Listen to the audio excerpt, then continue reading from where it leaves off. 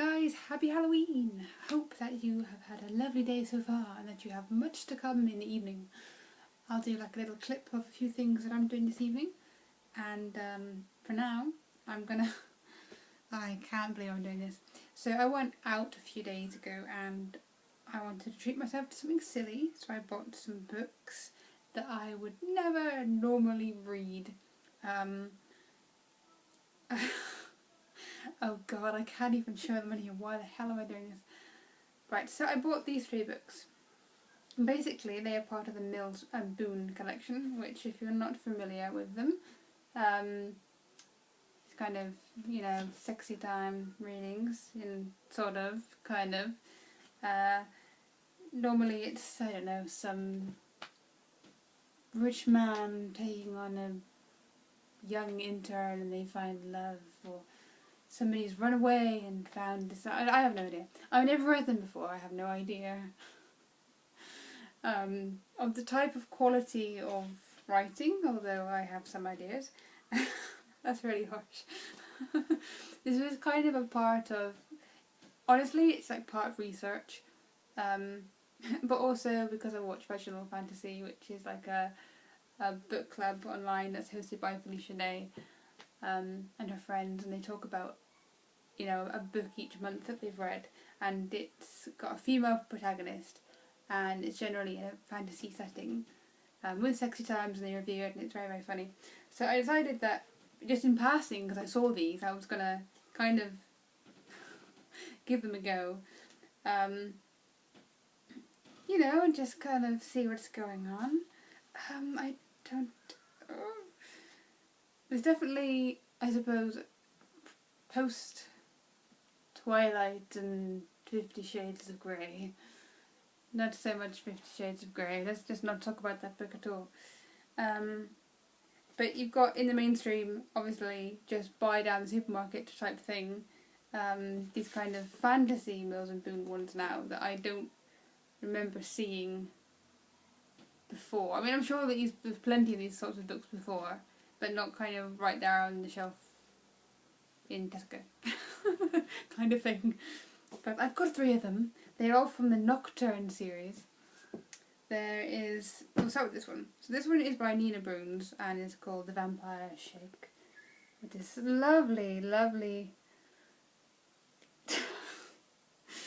the blurb is: Seth is enraged. The recent defections of his 2 favourite lieutenants have sparked a bitter need for vengeance. Someone will pay, and pay dearly. Who better than Jocelyn Halliday? Her 2 scheming sisters seduced and destroyed his friends, luring them straight into the camp of his mortal enemy. What Seth doesn't count on is Joss's own anger. After losing her parents as a child, she'll now do anything to find her sisters and bring them back to safety. Anything. Including making a deal with the devil. But how far is the Temptress willing to go? So that's that one.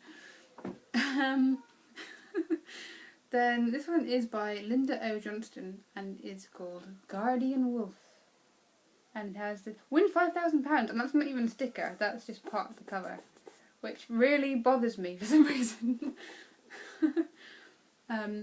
Spying his former lover shifting from wolf to woman provoked strong feelings in Simon. And it seemed Grace had a few other secrets, including membership in the elite shape-shifting unit, Alpha Force. Having hidden his own true nature from Grace for so long, Simon is unprepared to finally work side by side with her. But with a dangerous plot against their kind looming, Simon must turn to Grace for help. Even being with her 24/7... No. Even if being with her 24/7 would ignite all the passion he'd long repressed. And then the one that I am particularly looking forward to reading is Last of the Ravens by Linda Winstead Jones. Look at the raven. Anyway, a last chance for love? Bran is unique, the last of the raven kind. He long ago accepted there was no future, no wife or children for him. But when he sees the petite blonde woman entering the only other cabin in his mountain, something stirs inside him. He's a lot of stirring words. Miranda speaks with ghosts, helping those in need of solace. The last thing she expects is to meet a man who speaks to something deep inside her. But her joy is touched with danger. An organisation wants to free the world of freaks like Brennan Miranda, and they will stop at nothing to ensure that he is the last of his kind. So that's that. Oh god, okay, and I started reading the little kind of extra blurby thing in here.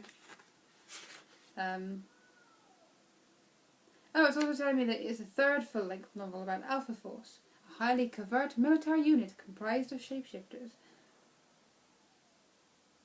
I enjoyed writing about their mutual suspicions, emotional baggage, and hot sex life. I don't know whether this is going to make sense on its own. I don't think I desperately need to read the other two. But yes, that little blurb I was telling you about. We have a lot in common, Grace, he smiled, and not only because we're shifters. She had managed to control the desire she felt whenever she was with Simon, but now her passion flared, as if it burst into flame.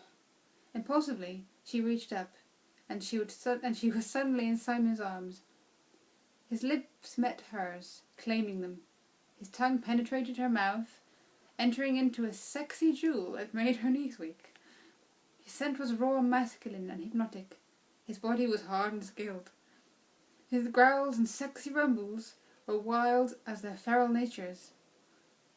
But she knew once he took her to bed, there would be no turning back. Just in case you're wondering, I am not going to do some sort of read-through of these in front of the camera because I will just be crying.